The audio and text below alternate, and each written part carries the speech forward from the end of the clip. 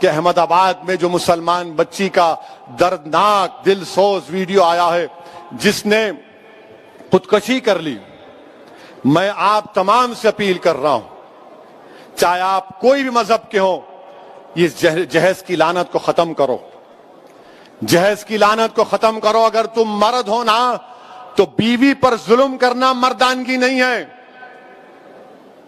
بیوی کو مارنا مردانگی نہیں ہے، بیوی سے پیسوں کا مطالبہ کرنا مردانگی نہیں ہے۔ تم مرد کہلانے کے بھی لائق نہیں ہوگا اگر تم ایسی حرکت کرو گے۔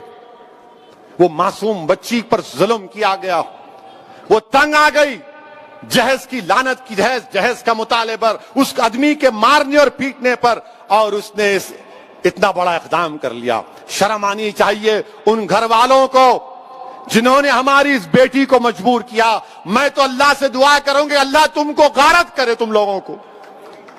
ہر باپ کی تکلیف تم نہیں سمجھ سکتے۔ اگر کوئی باپ خبر میں جاتا ہے، میں کئی ایسے لوگوں کو جانتا ہوں جو زندگی کی آخری سانسیں لیتے ہیں اور اپنا ہاتھ پکڑ کر دھیمی سی آواز میں کہتے ہیں اسد صاحب بچی کی شادی ہے، انتظام کرا دو، مرنے سے پہلے کچھ ہو جائے۔ کیا ہو رہا ہے ان لوگوں کو؟ کتنے عورتوں کو تم مارو گے؟ کیسے تم مرد ہو جو بچیوں کو مار رہے ہو، ان کی جانیں لے رہے ہو؟ کیا تم میں انسانیت مر چکی ہے؟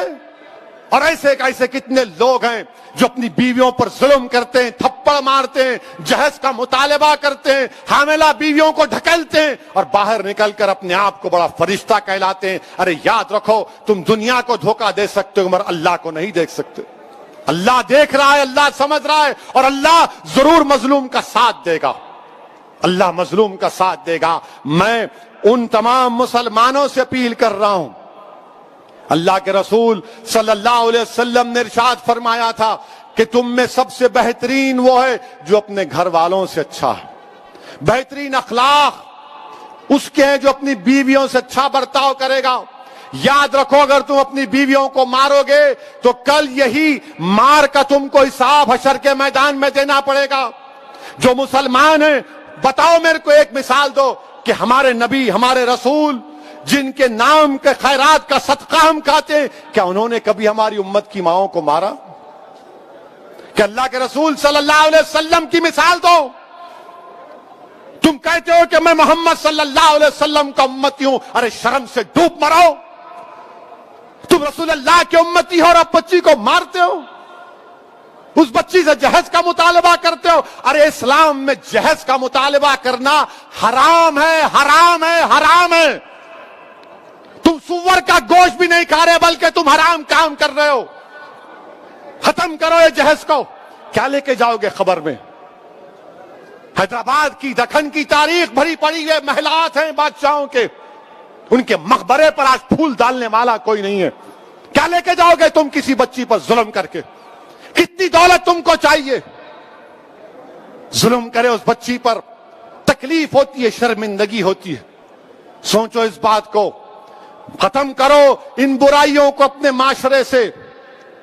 بچیاں اللہ کے رسول صلی اللہ علیہ وسلم مسلمانوں کے لیے کہہ رہا ہوں بلکہ دنیا کو بتا رہا ہوں کہ ہمارے رسول صلی اللہ علیہ وسلم جب اپنے بیٹی سے ملنے جاتے شہزادی جنت سے یا وہ آتی، اللہ کے رسول صلی اللہ علیہ وسلم اپنی صاحبزادی کے لیے کھڑے ہو جاتے، بیٹی کے لیے کھڑے ہو جاتے تھے، حضرت فاطمہ کے لیے پیشانی پر بوسہ دیتے اپنی بیٹی کو۔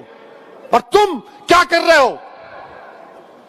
میرے عزیز دوستوں اور بزرگوں، یہ مجلس کے ذمہ داروں کا جلسہ ہے۔ ہماری بھی کوشش ہونی چاہیے کہ پہلے اگر ہمارے گھر میں ایسا ہو رہا ہے اس کا خاتمہ کرو، ہمارے محلے میں ہو رہا ہے سمجھاؤ ان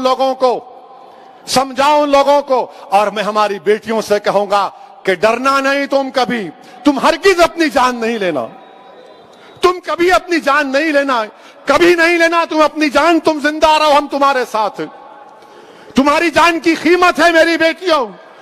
اگر تمہارا باپ تکلیف میں ہے تو ہم بھی تکلیف میں، مگر کبھی اپنی جان مت لو۔ چھوڑو، لات مارو اس گدھے کو، اس ظالم کو جو تم کو مارتا ہے، تم سے جہیز کا مطالبہ کرتا ہے۔ تمہاری زندگی بہت بڑی ہے، لات مارو اس کو، قانون کو استعمال کرو۔ मत गुजारो ऐसे जालिमों के साथ जिंदगी। क्या फायदा उस बाप पर क्या बीत रही होगी जो वीडियो देखा होगा अपनी बच्ची की मौत का, जिंदा रहते हुए मर गया होगा अगर जिंदा है तो। मेरे अजीज दोस्तों और बुजुर्गों, इस बुराई का खात्मा हमको करना है, औरतों का साथ देना है। औरतों को हकीर मत समझो, औरतों का साथ दो।